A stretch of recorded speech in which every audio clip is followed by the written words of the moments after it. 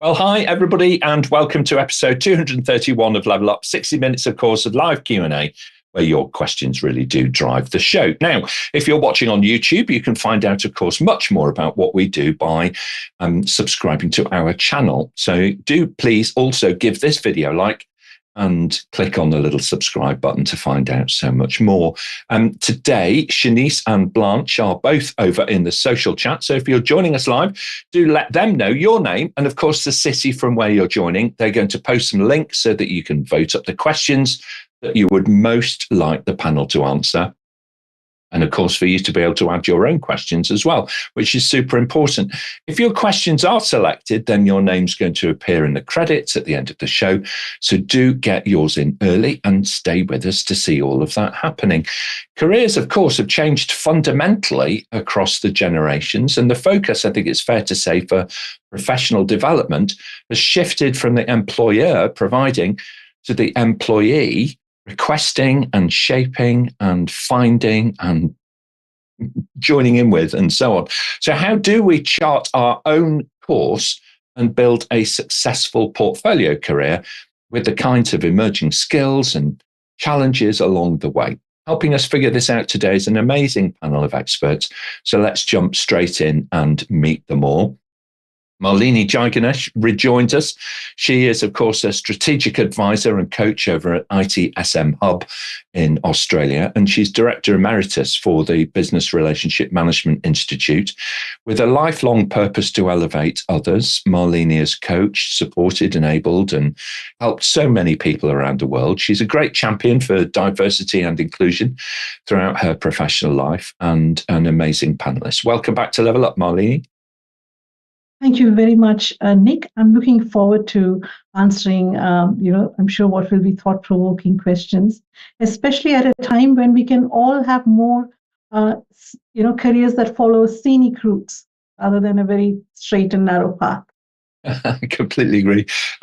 If you follow sailing, I think tacking is a good way of considering careers these days. You can make forward progress, but sometimes you need to go side to side a little in order to be able to overcome the prevailing headwind. Melissa Subban joins. She is a people strategist over at the HappyFactory, where as the founder, she's built a high-performing team around the delivery of organizational agility, all HR services, agile change management and the like. Carving out her own path, Melissa has set the tone with her team and her clients for excellence. Welcome back to Level Up, Melissa. Great to see you. Thank you so much, Nick. I also look forward to having an engaging discussion on careers and what it means in 2024. Yeah, completely right. It's such an exciting time, isn't it? Whether you're progressing inside your organization or outside your organization, a new year, new you, new opportunities, they are all beckoning. Gary Gamp rejoins today. He's Senior Partner and Business Consultant with Positive Momentum and the author of the successful business podcast called The Company Doctor. He inspires others to build their professional networks and extend their own capabilities throughout their professional careers.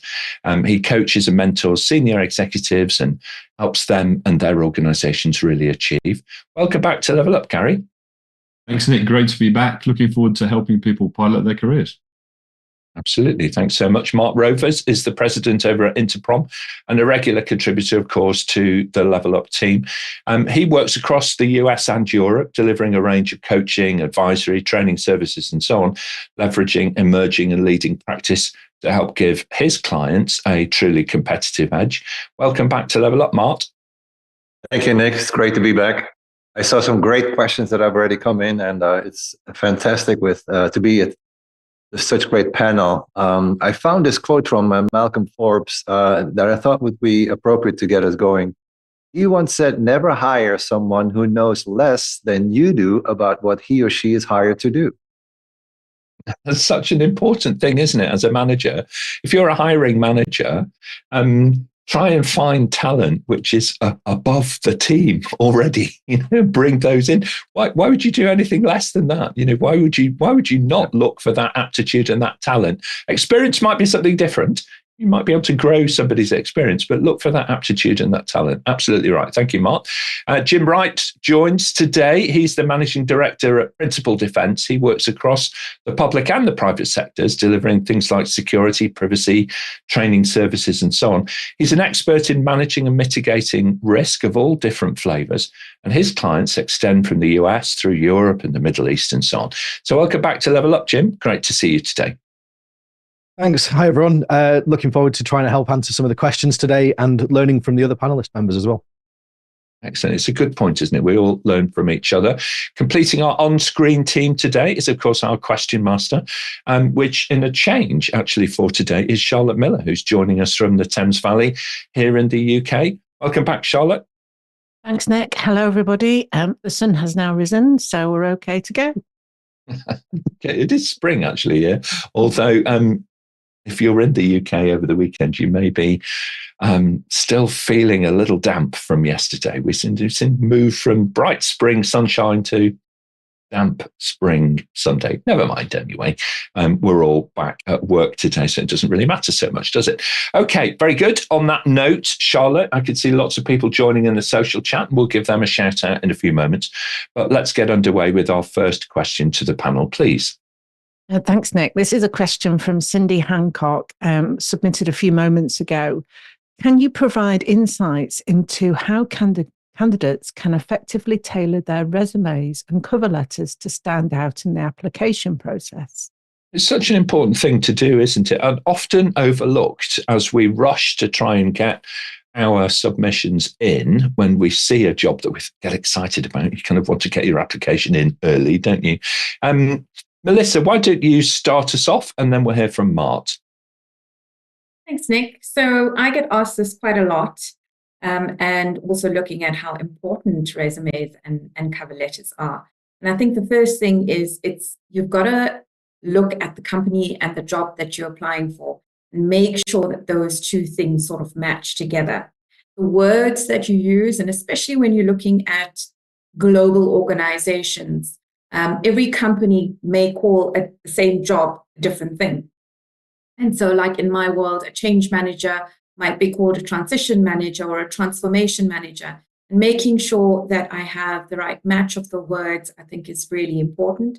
And then, creating an online presence or making sure that all of your relevant skills are logged onto the CV and it matches the actual job requirements. So I think that's a really great place to start.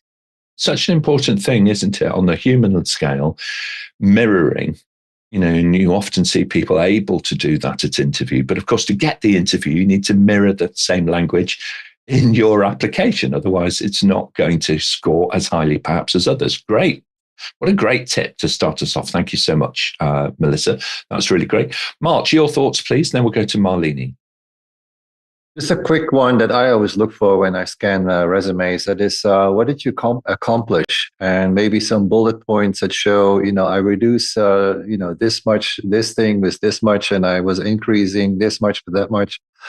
In other words, not just as in I did this, I did that, but be more specific and throw in some metrics. The other thing I want to mention quickly, there is a jobscan.co website. It's an AI-based website that actually scans your resume and gives you a score on what works and what doesn't work and what things to improve upon.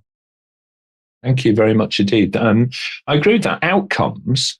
It's good to say I worked on Project X, whatever Project X happened to be, but what was the outcome of that? Now, sometimes you may need to anonymize to a certain extent, but I think you can share percentages or you can share, some key metrics like that without breaching confidentiality and so on. So that's a really good tip. Thank you very much indeed, Mart. Malini, your thoughts, and then we're going to go to Gary. So building on the point about demonstrating accomplishments, I'm happy to share a link to a presentation I did, some time ago, which is titled "How to Articulate Your Value." Right. So when we are writing an application, essentially what we are trying to do is helping the reader, trying to sort of give them the confidence that we will be able to work with them to achieve some value, right? So absolutely, don't just make it about a list of accomplishments. The other thing I would say is, in order for you to actually define, understand what is valuable in this context, you actually need to become familiar with more than just the job description, right? You need to actually look up the company's website or any other, source that you can go to understand what is the, mission and purpose of this organization, what are its values, what are some of the key projects, and you can demonstrate your strategic thinking capability by weaving some of that into your application. Now, as far as automation goes, Mart suggested a great tool that you can use, but also bear in mind that some employers will also be using automation to scan resumes, especially if they're getting a lot of applications. So mirroring language that's in the job description actually might help you to sort of be picked up, because the tools might not pick up if you're using alternative language. It's so important, isn't it, to understand that EHR, that electronic HR. How does that actually work? What are the keywords that they're looking for? Because you need to get yourself in front of a human being is a part of the process which many people just don't understand, and then they get disillusioned because they aren't invited for interview. Thank you very much indeed, Malini. Gary, your thoughts, please. Then we'll go to Jim. Yeah, some amazing advice, and I really liked some of the comments. I think one of the challenges, though, is that the success rate of winning an application is really low, and so there's got to be a better way. So it's not just what you put in your response; it's actually the work you do before. So, for example, can you find what I would call a warm contact? It's really important to try and find someone in the business, or someone who's in that company, or some link to it that helps you get more of an inside track and maybe an introduction. And then when you're coming to the actual CV, resume, or cover letter, you've got to differentiate, because otherwise you look like everyone else. And something I talk a lot about is that it's got to pass the 6-second rule. And the 6-second rule is when someone's going to quickly flick through your CV and see if they can be bothered to look any further. And so you've really got to nail it early on. And I don't think you should have one CV. I think you need to adapt it to the role. That's why the advice that's given is great, because you really need to adapt it to that role. And finally, to differentiate, maybe do something differently. Maybe your cover letter should be a video. Use your phone, make a professional looking video, send that as your cover letter. And then finally, on things like AI, I always recommend to people, write your cover letter, but put it into Chat GPT and try and enhance it. But if you put your own words in first, it's more likely to sound like you. Thank you very much indeed. I think that 6-second rule is actually really good guidance in this era. In the past, perhaps you could rely on people having more time, because traditionally they were perhaps looking at fewer applications and they were more willing to dedicate more time to this part of the hiring process. But nowadays, it really is not the case. So you do need to be able to make that impact, make that connection very, very briefly indeed, and consider that the person reading is not actually going to have too much time to be able to do that. Thank you, Gary. Great advice. And Jim, final thoughts on this one? Yeah, so just following on from what some of the others have said, a couple of years ago, I did some professional development on SABSA, which is Sherwood Applied Business Security Architecture. And within that, there's a matrix that you can use to actually identify things like the business's goals and objectives, business value and knowledge strategy. It helps you really research and understand the organization, their key markets and that sort of stuff. And then you can tailor your experience to that. And when you're writing your CV and your cover letter, it helps you target those goals and objectives. And it's really good preparation as well for if you do get forward for interview. You've already got that information ready to go, and you can just plot it out in a sort of grid, which I find really useful.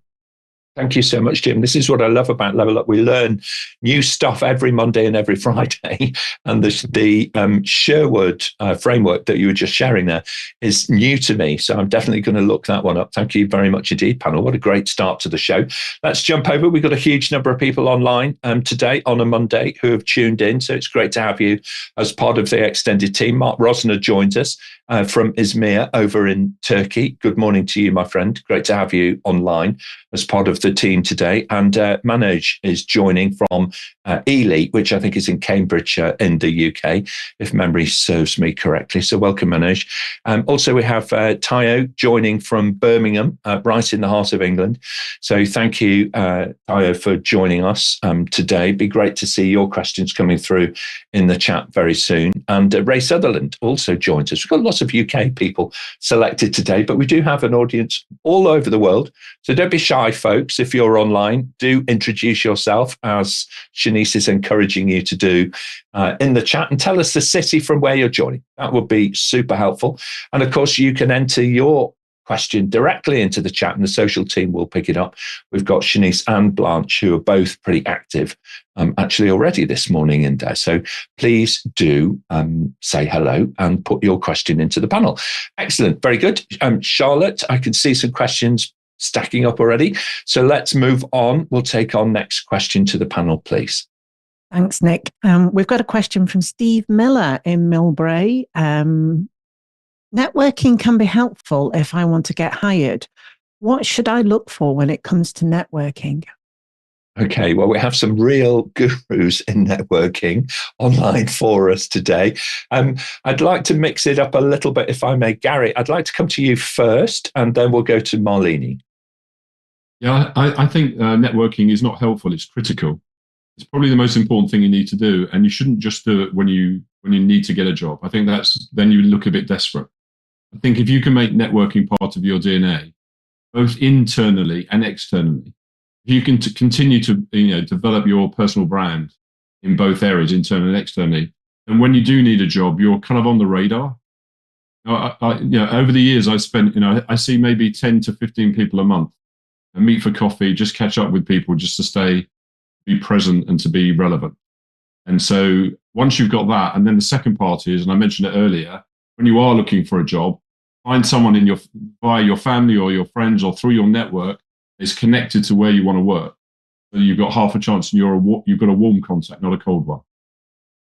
That's really great advice, and building that in, and I completely agree with that. It's quite remarkable, isn't it, that you start hearing from people that you've not heard from for years, and it's at the point where they really do need, a new job. Often they've left their previous employer, and it's only at that moment that they start to speak to you about things. And it would be so much better if you've got that naturally as a habit, to grow your contact base throughout. And of course, LinkedIn is a great place to be able to do that, but face-to-face as well is super important. Thank you very much indeed, Gary. Malini, your thoughts, please, then we'll go to Jim. I love how Gary said, make networking part of your DNA. I think that's a fabulous way of expressing it. And also, Nick, like you said, it's not just about catching up with people or staying in touch with people physically. It's also about using virtual platforms like LinkedIn. One of the things that I do notice about LinkedIn is that people reach out to connect with me. I won't hear from them at all. They don't engage with anything that I post. And then out of the blue, they sort of reach out and then ask for a favor. Remember, you actually need to start by being, prepared to give something to the relationship, especially if you're trying to build a long-term relationship. So think about small things that you can do on LinkedIn, like, write a comment or, like, express using those emojis, like or clap and that sort of thing. Small ways in which you can maintain that contact. It only takes you a few minutes every day, but get into the habit of engaging with 2 or 3 people on a daily basis. And you'll find that you can actually stay in touch with a large number of people and grow your network that way. I agree with that. Malini, I have to say you are an exemplar at doing that really well. Okay, you find the time to watch and then respond in a meaningful way. And it might be just 5 words in a short sentence, but making that response makes all of the difference, and it makes it really memorable for the person who actually posted the piece online. So thank you very much indeed. Jim, your thoughts, please, then we'll go to Melissa. Yeah, I think that sort of relationship building is really important, and making sure that it's a two-way process. It shouldn't just be about you asking and getting something from somebody else. That's really sort of vital. Communicating, getting yourself out there, whether that's blogging or posting on social media and putting comments on the person that you're trying to network with, as has already been mentioned. But definitely that warm connection that's already been sort of discussed. I'm a veteran, which means that I have a large sort of network that I can rely on. If I don't know somebody that I've worked with will know somebody else who's working in that organization most likely. And that's really helpful. So, using your network that you build over time can be really useful. Yeah, I completely agree with that. And people also like that as well. They like to feel that they're able to help. I know that I do. So when people reach out to me on LinkedIn, 80% of the time it's to try and sell me something. That's fairly dull, to be honest, folks. All right? If you want to network, don't open with I thought you might like to buy my stuff. Not really. That's not the right way to do it. Build your relationship, build your network, and then draw upon the power of it. People will genuinely help you then at that point. Absolutely right, Jim. Thank you so much. Melissa, your thoughts, please. Then we'll go to Mart. Thanks, Nick. Yes, to your point, it's about being human and understanding that the people that we are engaging with are human. So just 2 comments from me. One is that when we look at our CVs, it's generally about what we can do, skills that we have, and how we can add value to the position that we're applying for. When we look at networking, it gives us an opportunity to showcase who we are as individuals, as humans, and our attitudes towards life and our potential job in general.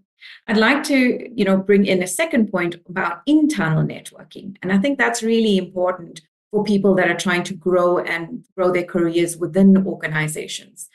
Finding the right kind of forums to engage in, communities of practices, attending events that the company has, and then, just extending a hello to someone and asking them, just genuine curiosity, I think really goes a long way in authentic networking.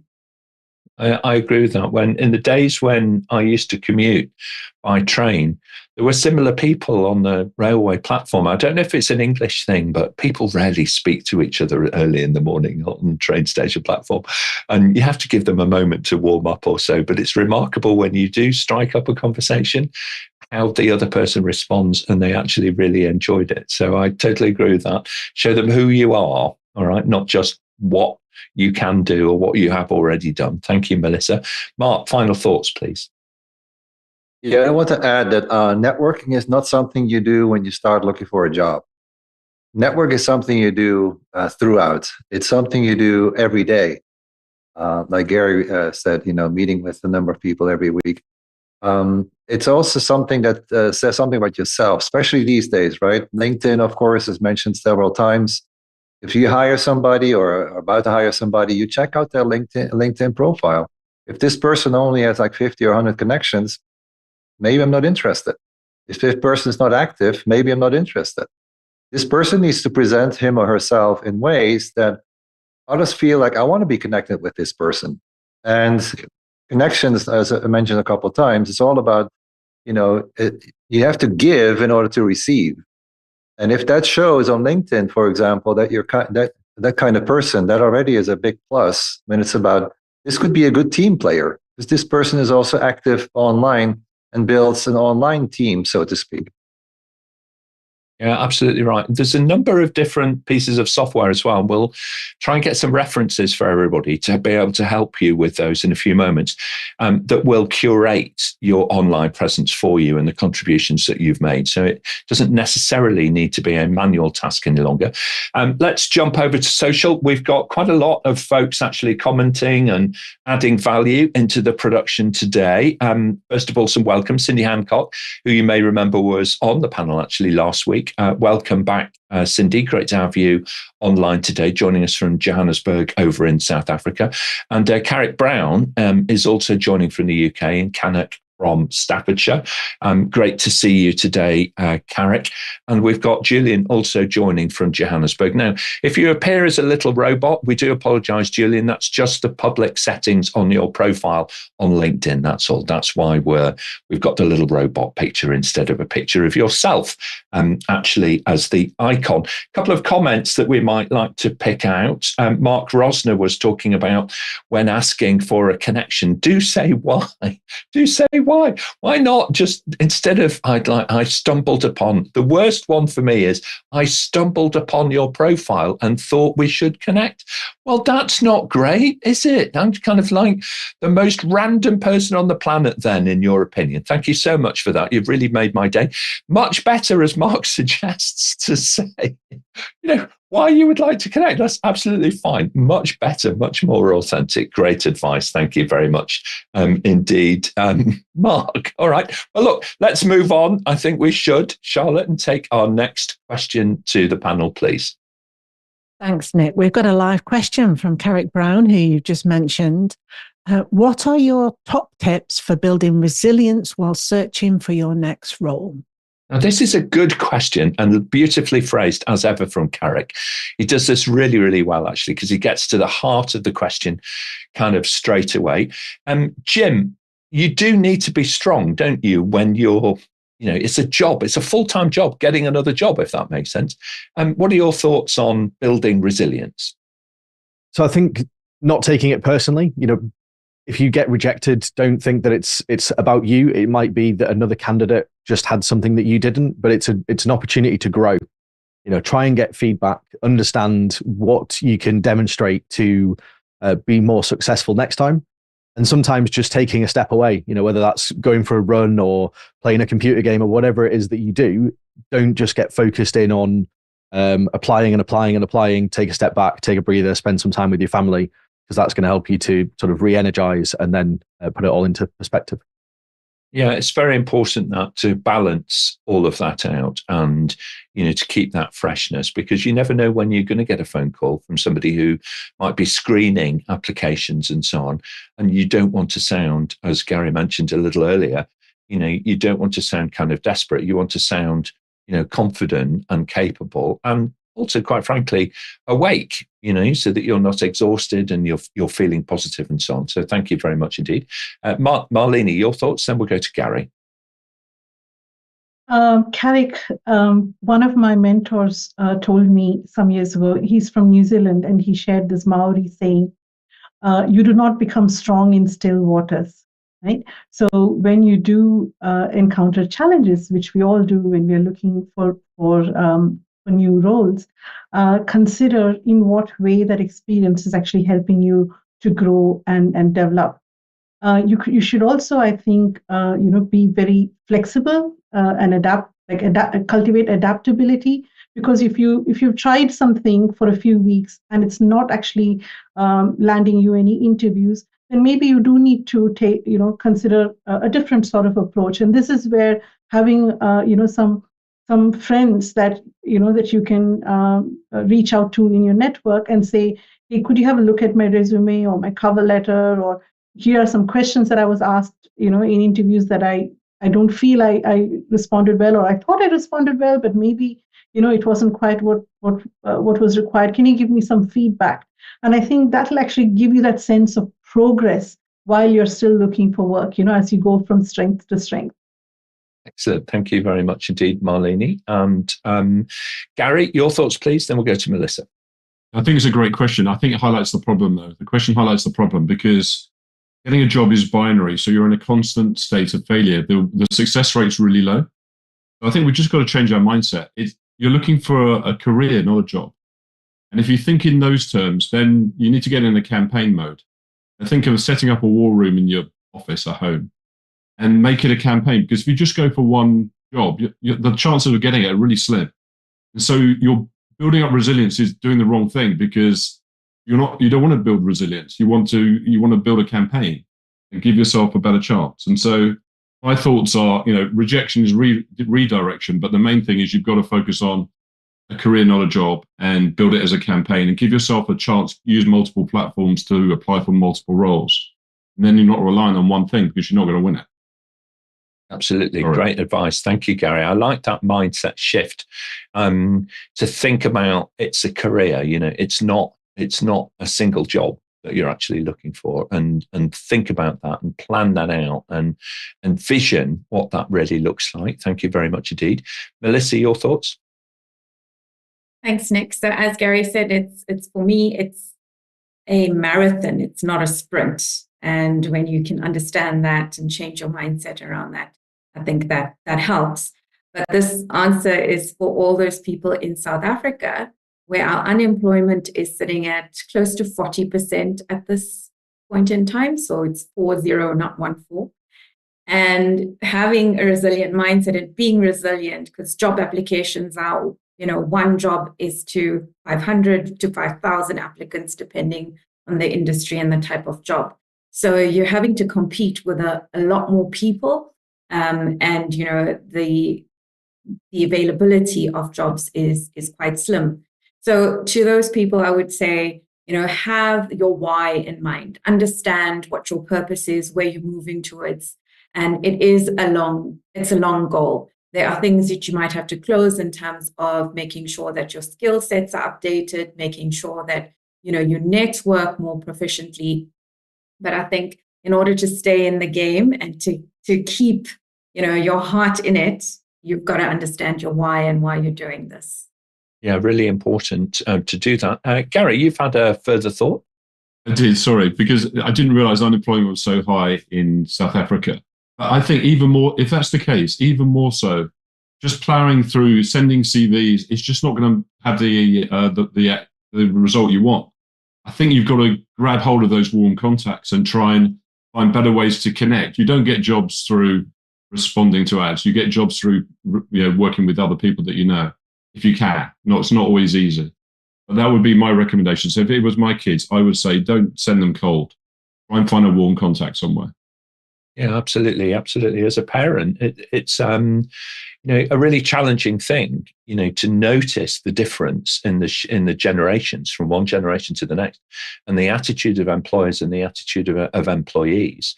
A lot of young people now are working in professions where they have to be self-employed, where they are starting off their career as a contractor, and they have to build up their CVs, contract after contract after contract, and so on. And so resilience there becomes very, very important.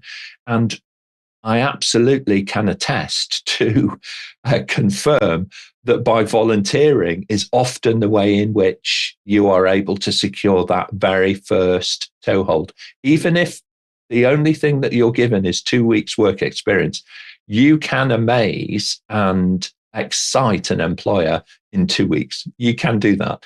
You can be yourself, you can be enthusiastic, you can be full of energy and passion for what it is that you want to do. And that is so much more likely to secure you the next 2 weeks, and then the next 2 months, and then the next 2 years, and so on. So do consider that as part of the mix of activities that you're trying to do. And to all of the talented people in South Africa, a country that is very close to my heart, I do wish you well in your progress. It's an amazing country. There's a fantastic pool of talent. So folks, if you're struggling to hire in other countries, actually South Africa's got some amazing people. So do consider that. Set up a team there, invest in the country, do something, and tap into that talent pool, because it's most definitely there for you. All right, very good. Let's move on. Charlotte, if we can, we've got lots of live questions stacking up. So panel, I think we may need to pick up the pace a wee bit. Thanks, Nick. This question was actually submitted yesterday by Mark Rosner, who we connected with each other on LinkedIn. What is the role of certifications in getting hired? All right. Well, it's a great question, Mark. Thank you for asking it. Of course, certifications is a business that APMG International is very much part of. To start us off on this, I would say that a certification is a way of you being able to crystallize, if you like, your potential. It's a way of saying, hey, I have an aptitude to do something. And by the way, I've studied it, I've invested in myself and so on. And I have a certificate that actually proves that aptitude that I can present to a future employer. Mart, you work a lot with early career people and helping them choose which certifications to choose. What are your thoughts on this? Definitely important, of course. Typical certifications, I always divide them up into categories. There's the what, tell me, what this means, and the why of it. But then the how to, I always value a lot more, as in, have you also learned, how to apply the knowledge that you've learned, that you made your own? So those certifications for me stand out more than I can talk about it, but actually also know how to do this. Thank you very much indeed. Jim, your thoughts, please, then Malini. Yeah, I think when it comes to certifications, they're a good starting point. It helps you get your foot in the door because you can demonstrate you have a level of knowledge, but it's definitely not the final point. It's a lifelong journey, whether that's moving through a particular certification journey, pipeline of certain qualifications, but certainly developing with experience on top of that as well. There's a lot of debate around certifications over experience, over degrees. And I think, we need a combination of all three. Some roles will be, mandate that you have to have specific qualifications. If so, then, obviously you need to have them to be in the running. But that doesn't mean we should discount other things. And I've worked with people that have come in with no qualifications that have been absolutely amazing and then gone on to do those qualifications. And then people with thousands of qualifications that, need to get that experience on top of that as well. So I think it's a really good mix is what we need. Yeah, absolutely right. Always be confident. Always put yourself forward in your best light, whatever your circumstances are, and be prepared to, roll up your sleeves. Because many employers will hire for aptitude, because they know that they can train people. So from that point of view, they may actually fund, some of your professional education in the early days in order to get you into the right kind of role as part of their onboarding. Many organizations have induction programs and so on. So don't let not having a certification put you off, but it can really accelerate that time to value. Malini, final thoughts on this one? I think certifications are incredibly helpful, irrespective of which stage of your career you're at. But I'm going to focus on mid-career or professionals.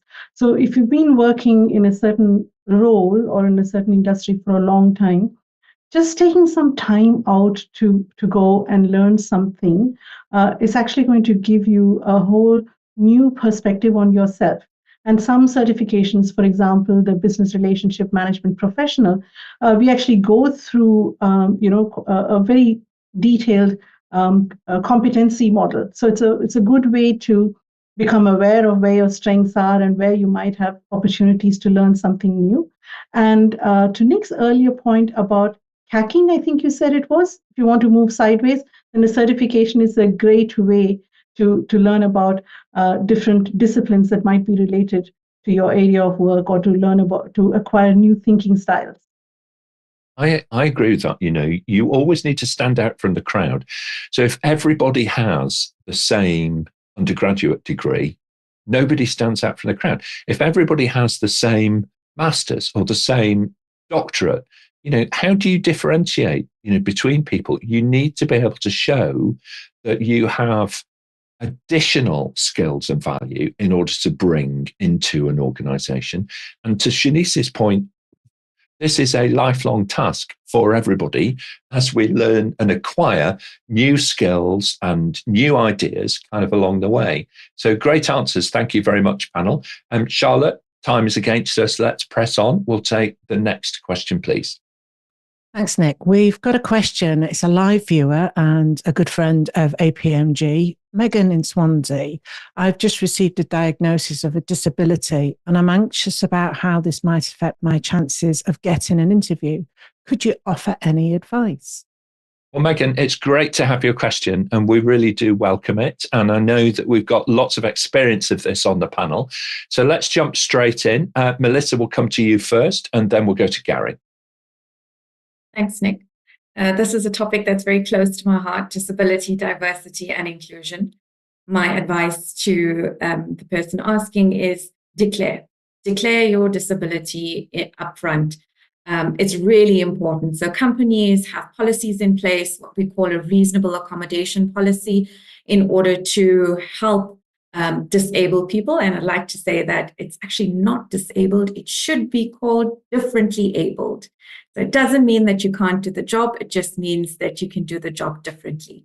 And, having that kind of mindset with you, I think will help you. But declare the disability to begin with so that you are open and honest with everybody and they can support you in your career.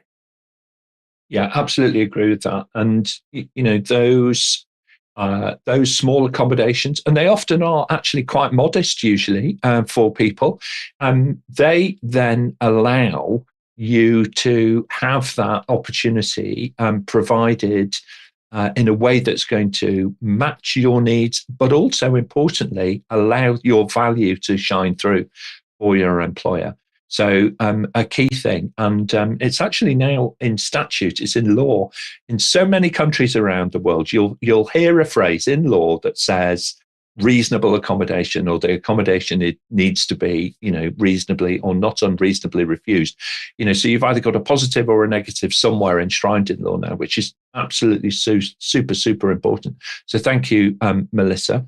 Gary, your thoughts, please. Then Malini. Yeah, obviously, I'm sorry to hear about your diagnosis, but follow on what Melissa said. I think it's important that you're not anxious. Because I think since COVID, it's pretty helped us because there's more accommodation for people maybe working remotely. And I think as long as you can do the job, you can probably do it better than anyone else. So you should never be apologetic. I think you should declare it. I agree with that. But don't have your mindset as someone that's not fit for purpose, because if you are, then you are, and therefore you should be confident about it. And that should be part of the way you discuss it. You're probably even better than most people doing it, because it heightens your focus. So don't ever be apologetic, declare it. But as long as you can do the job, then you're as good as anyone else, if not better. Absolutely. Thank you, Gary. Marlene, and then Mart. Megan, I think something that you should consider is, when people are demonstrating non-inclusive behaviors, it does not necessarily mean that they come from a bad place, right? It sometimes might mean they're simply not aware. They might not have encountered someone with this particular type of, different ability, or they might not have been in a situation, where they've had to make these reasonable accommodations. So when you actually make them aware about your needs or your particular consideration, then frame it in a way that gives them the opportunity to actually help you. I think that's very, very important, so that it's not coming across as a demand, but more like, here's how you can help. You can help me do my very best. I think also it's important to consider whether you could get some information about this organization. What is their policy with regards to diversity and inclusion? Do they actually have an employee resource group, for this particular cohort? Many organizations do. And so you might be able to network with some of them, and they might actually help you, be well placed for the interview. Yeah, absolutely right. And some of the, in a previous life in the software industry, some of the most capable individuals that we hired were from very neurodiverse backgrounds and had a range of abilities and a range of challenges in their lives. And I can honestly say that the accommodations were modest in comparison with the value. The value that people bring is absolutely incredible. And when you find the right person, it's a joyous moment, rather than the mishire of the person who presents themselves in one way and then actually turns out to be somebody entirely different. So absolutely agree with that. Thank you. Mark, final thoughts on this, please. Just quickly, Megan, rest assured, we all have disabilities, if I can call it a disability. Plus, focus on your passion and have that can-do mindset. That'll get you there. Thank you very much indeed. Thank you. And what a great question as well, Megan. So thank you for putting it to the panel, and look forward to hearing more about your next career journey in the coming weeks and months. Okay, Charlotte, let's try and fit in a couple more questions if we can. Next question. Thanks, Nick. Difficult question to ask, but I'm going to ask it. It's a question from DT. How do old people get jobs? Now, what's defined as old, I'm not sure, but... What a great question. What a great question. Because in the past, it has been an encumbrance, actually. As you get older, the range of opportunities that you can apply for has shrunk somewhat. I have to say, in 2024, at least in my country, it's not quite like that anymore. Gary, now, I'm not asking you to share your personal experience, by the way, panel, at all. Leave that to me. But if you could help us, I'd appreciate it. Yeah, as an old person, thank you for making me go first. Yeah, I think this is a really important question. I actually left corporate life because I felt that the market was becoming ageist, I'll be honest. And it was a while ago. So I decided to take control of that because people started saying I looked a bit old. But I think the most important thing is about experience and value. So it doesn't matter what age you are, you always need to look at what commercial value can you offer to a business. When I mean that, I don't mean being a salesperson. I mean, can you offer commercial value by being an expert or adding experience? Because as you're older, you've got experience. I have a bit of a bugbear about, I know we talked a lot about CVs and applications. I just think it's the wrong approach. I think you need to be looking at, there's a hidden job market. And it's like, if you want to buy a house, you're better off getting a house that's not gone on the market yet. And I think it's the same with a job. And the way to get to the hidden job market is through people. And so whatever age you are, whether you're old or young, and it's the same if you're young, by the way, you've got no experience, so it's hard to offer it. You should be trying to network and connect and continually looking to use other people to leverage you, and then you can show your value. Because at half the issues, you won't get the chance to show how good you are unless you get there. Absolutely right. Don't let people be ageist. Take control. Thank you very much indeed, Gary. Great advice there. Malini, your thoughts, then we'll go to Jim. Well, how old is old? They say these days 50 is the new 40 and 60 is the new 50. So I think it's about what you feel like inside, and irrespective of the gray hairs on my head, I still feel like I'm still at university in my early 20s.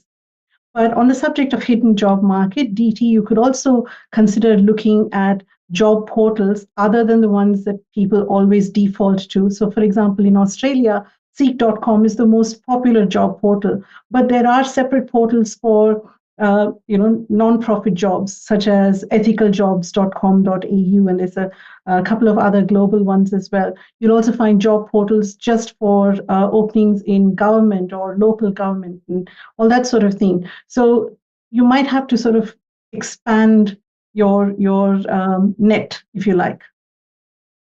Thank you very much indeed. Some great thoughts there. I'll come back to that in a few moments, if I may. Jim, and then Melissa. So the angle that I'm coming at this from is I've seen a couple of friends who have, transitioned into new roles at the end of their sort of professional careers. And I think the important thing to remember there is, even though you might not have specific experience in doing the role that you're looking to move into, you might have a passion, whether it's academia or sort of work in the charity sector. You bring a lot of skills and a lot of experience. Often that's the soft skills, the talking, the mentoring. You've probably seen and been through and helped people get through a lot, and you can bring that experience and use that to sort of mentor other people in the organization. So I think it's really important to focus on the qualities that you have rather than specifically your experience if you are trying to transition into a new sector. Absolutely. Thank you very much. Great advice there. Melissa, final thoughts? I think when you think about old, the word that's associated with it is wise. And I would say, if you are looking to get a new job or get another job, it would be look at how you can relay that wisdom to the people around you, and where or which industries that would be relevant in. Which industries are people looking for experience first, and then look at those things, look at those positions to apply for. Yeah, absolutely right. The one thing that I would say, thank you, Melissa. One thing that I would say for people who are not at the beginning of their careers is to consider the life experience that you bring, and to consider actually related areas of employment that perhaps that experience will be more highly valued in. So things like organizational change, you've already been through multiple iterations. Being the voice of common sense in the room is often required, and you can help and coach and support and nurture other people as part of that transformational journey that an organization is on, and also think about those customer facing skills that you've acquired along the way. You can stay calmer in a crisis situation than perhaps people who have less life experience than you might have. So do consider those, because they are real strengths. Wisdom does come often with experience, and experience is often related to age. So from that point of view, put yourself forward for the kinds of roles where wisdom and experience are going to be highly valued attributes. Excellent. Very good. Charlotte, we've got time for one last question to the panel. So let's jump in and ask it, please. Another question from DT. How can job seekers future-proof their careers and ensure long-term employability in an evolving job market? Okay, so ensure, guarantee, underwrite is always a tricky kind of phrase to be able to answer. Gary, you know where the value comes from. What are your thoughts for DT on this? Right, I think I'm going to give some more practical stuff. Do two things. Internally, I want you to network over the next 30 days. Think of 5 to 10 people you can get together with over a coffee or a virtual coffee, and just talk to them about themselves and not about you. And then do the same externally. If you do that over the next 30 days and do that for 90 days, it will become a habit. And then you'll learn from the meetings you're having, and you can use them with the next people you're speaking to. So over time, you get on the radar, you find out what's going on, and you become relevant. If you carry on doing that, then it makes it part of your DNA. You'll be right in front when things are on the radar. Thank you very much indeed, Gary. That's brilliant. Mart, and then Jim. Two things quickly. Be that lifelong learner. Never stop learning. Continue to build on your certifications and build up on your experience. And then share that knowledge. Share with others what you've learned, because that's, again, ensures your future job. Thank you very much indeed. Jim, final thoughts? Yeah, mine's just following on from Mart. So being a lifelong learner, not just studying your particular field, but fields that impact on your sort of area. You know, if, from security, for example, things like psychology. Why do people do insecure things? How can we help them? That sort of stuff is really helpful. Understanding the wider business context. You know, whatever we do, if you're in finance, then find out a bit more about marketing, because that helps you then develop your knowledge and helps you be more employable in the future, because you can sort of couch advice and guidance in terms that other people in the business will understand, which really helps. I totally agree with that. Thank you very much indeed, Jim. Thank you very much indeed, panel. I'm going to add something to the answer to that particular question, and that is to recommend Gary's podcast, actually, which is called The Company Doctor.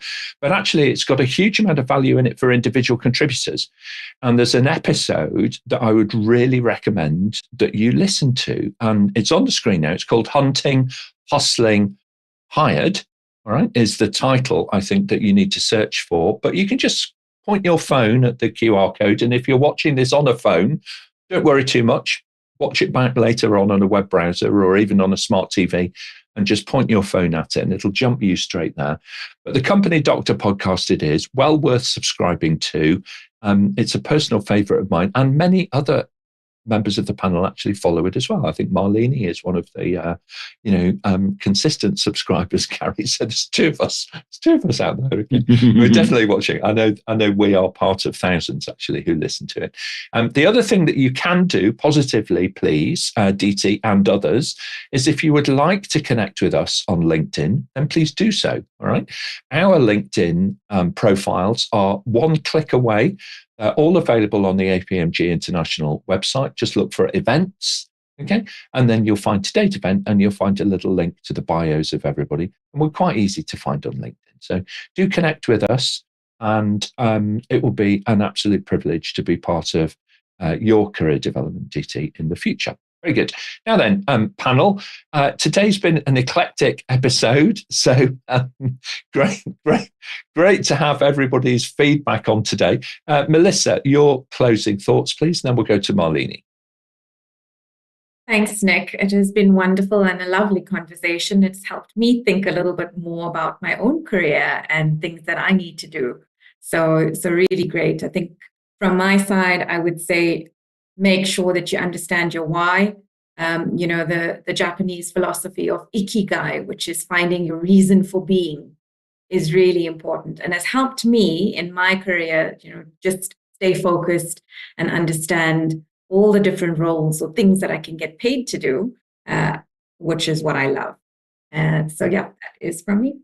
Absolutely. Because if you do find your purpose, then what's the other phrase? You'll never work a day in your life or something along those lines because you just enjoy it. It just comes naturally, doesn't it? Malini, your thoughts, please. And then Jim. Thank you very much for having me as part of this conversation. Something that we didn't get to talking about was how nowadays there's more opportunities to have a portfolio career so that it's not just about the one job. You might actually have multiple things that you do, that give you different streams of income. And so for someone like me who doesn't have just, one particular passion and have a range of interests, that is something that, we can certainly explore. Absolutely. That portfolio career becomes very, very important, and it can bring real additional value to each of the organizations that you are working for or with. So completely support that concept, Malini. We might explore that in a future episode. Jim, your thoughts, and then we'll go to Mart. Yeah, so it's been great to be on today. I think the two things that I take away from this and what I try and do and recommend to people is be of value. So whether that's when you're networking or, on social media, whatever it is, make sure that you're getting your voice out there and putting your point of view across, because that can be really valuable and help people move in the right direction. And then the second one is show that you're interested. You don't need to know everything, but if you can demonstrate that you can find an answer, then that's what I look for when I'm hiring people. Is you don't need to know it, but how would you go about finding it? What resources Absolutely do you have right. and that sort of stuff. Absolutely right. Thank you, Jim. Great practical advice there. Mart, your thoughts, please. Then we'll hear from Gary. Speaking of advice, I mean, this was another information-rich episode. There must have been at least one nugget for the listeners to take away with. Steve Jobs once said, I want to finish with this one, the only way to do great work is to love what you do. If you haven't found it yet, keep looking. Great advice and counsel there. Do keep looking. We need to feed people, of course. We need to earn the money, to buy the food. But keep looking for that best fit for what you want to be able to do. As Manoj says, multi-potentiality. And that's a great word, isn't it? And we might explore that a little more, Manoj, in the coming weeks. Gary, your reflections on today. Yeah, thanks for bringing up the podcast, but thanks for the panel. It's been a really interesting session, so thank you for that. I think my parting words are seek a career, not a job. And, we did a live podcast a couple of weeks ago with a school called The Route to Work. And the thing that came out of that for me was, you've got to pilot your own career. And the best way you can pilot your career is to take control of it, to network as much as you can. And as one of the panelists was saying earlier, add as much value to other people as you can. It's not about you, it's about them. Thanks for having me on. Great advice. Thank you very much, Gary. Charlotte, quite a mix today. We had a large number of people actually online in the audience making their contributions throughout. I think Shanice and also Blanche likely to have a bit of repetitive strain injury. They're going to have to flex their fingers a wee bit and just relax a wee bit as the chat begins to quieten down. Your reflections on today? It's been a fantastic show. And just to echo what the fantastic panelists have said, I've met some amazing people and super talented people and connected with super amazing, intelligent people and brilliant people on this show through just participating. It's social. It's just amazing.